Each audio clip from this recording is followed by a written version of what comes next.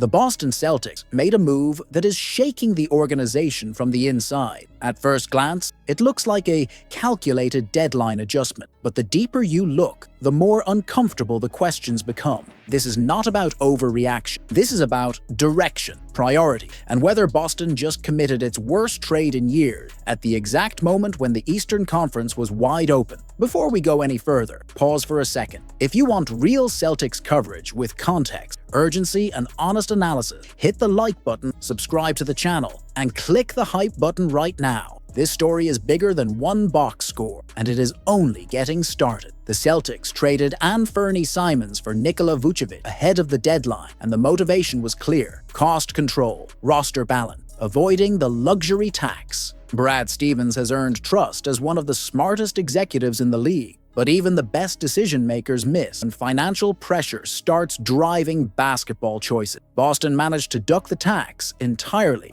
but at what cost? This team sits near the top of the East with a real chance to get its superstar back before the playoff. That context mattered, and it makes this move harder to defend. Nikola Vucevic is a skilled offensive big. He can shoot, rebound, pass, and score in the flow of the game, but postseason basketball exposes weaknesses, and Vucevic has one flaw that cannot be hidden: defense at the rim. In 14 NBA seasons, he has reached the playoffs only 4 times and has never advanced past the first round. That is not coincidence. In playoff series, teams hunt mismatches relentlessly, and Vucevic has always been the target. Early excitement followed his debut. Praise flooded in, but one game never tells the truth. Reality showed up against New York, where Boston was dominated, and Vucevic finished -24 in just 23 minutes. Foul trouble played a role. Missed shots happened. Defensive breakdowns were constant. The Knicks attacked him over and over, and it looked uncomfortably similar to a postseason rehearsal. Jaylen Brown asked for patience, and that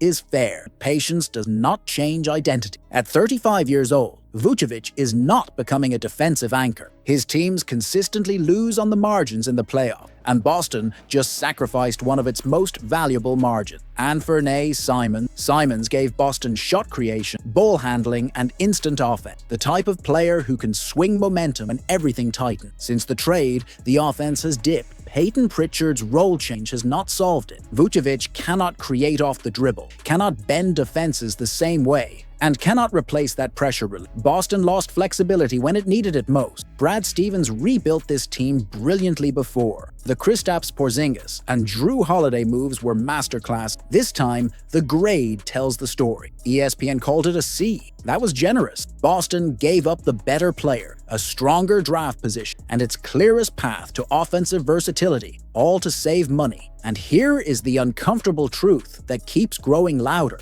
This trade did not just weaken the Celtics. It may have closed their window this season. In a conference begging for a dominant team, Boston chose restraint over aggression. Was dodging the luxury tax really worth sacrificing a chance to win the East? Or did the Celtics just make the worst trade of the Brad Stevens era at the exact moment they could least afford it? The Boston Celtics' bold moves at the trade deadline, and the effects are already being felt inside the locker room. Boston reshaped its roster, sending Anfernee Simons away and bringing in Nikola Vucevic, while also moving Chris Boucher, Josh Minott, and Xavier Tillman in separate deals. On paper, the plan was clear: strengthen the front, cut costs, stay below the luxury tax. On the court, the reality is far more complex, and the warning signs are getting louder. Sunday's 111-89 loss to the New York Knicks was not just another bad night. It was a snapshot of a team searching for rhythm, timing, and trust. The Celtics looked disconnected, slow to react, and unsure in key moments. That is when Jaylen Brown stepped forward with words that mattered. Honest words, necessary words.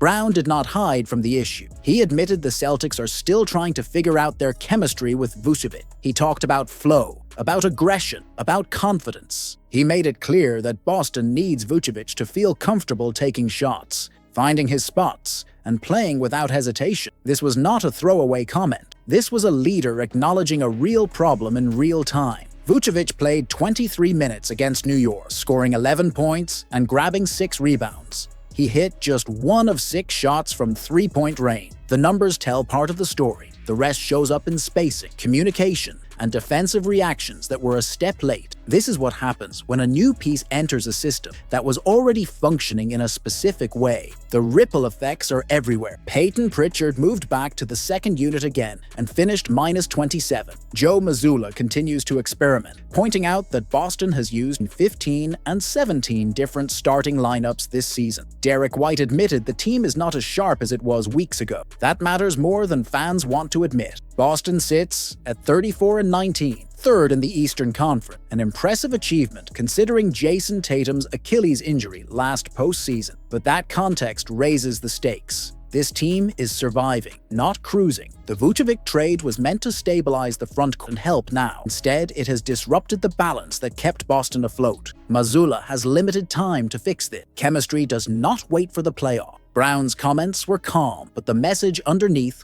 urgent. The Celtics are adjusting on the fly, and every game counts. The question hanging over this season is no longer about talent. It is about fit, timing, and trust. Can Boston solve its chemistry issues before they define the season? Or did this trade create a problem the Celtics cannot outrun when the games matter most?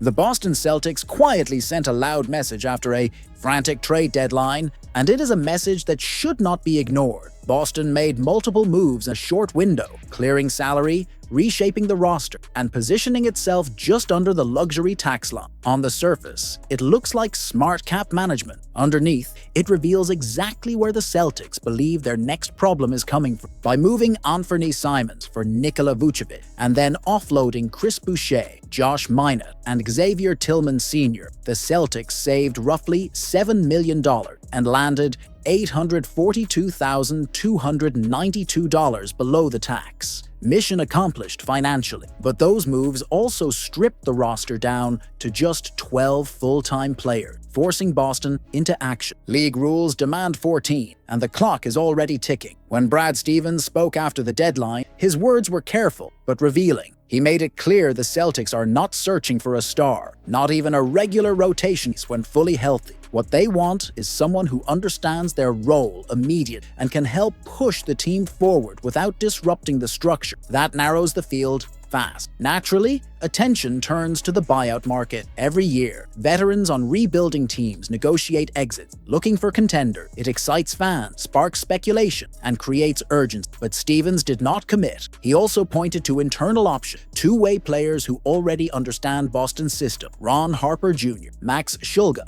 and John Tonje. Flexibility was the word he kept coming back to. Then came the most important detail, slipped in almost casually. Stevens confirmed the Celtics will add at least one more ball handler in the coming weeks. That is not random, that is a signal. Boston believes ball handling depth is a vulnerability, especially after recent trade. Someone is coming in, and someone else may be on the outside looking in. This is where the tension rises. The buyout market is unpredictable. Internal promotions have limits, and every decision from here directly impacts a team trying to stay competitive while balancing finance. Boston is not done, not even close. The question now is simple, and it is urgent. When the Celtics make their next move, will it finally solve the problem? Or will it expose the next name quietly headed toward a contract buyout? If you want to stay ahead of every move, every rumor, and every decision that mattered, hit the like button, subscribe to the channel, and click the hype button right now, because the Celtics are setting the stage, and the next move could change everything.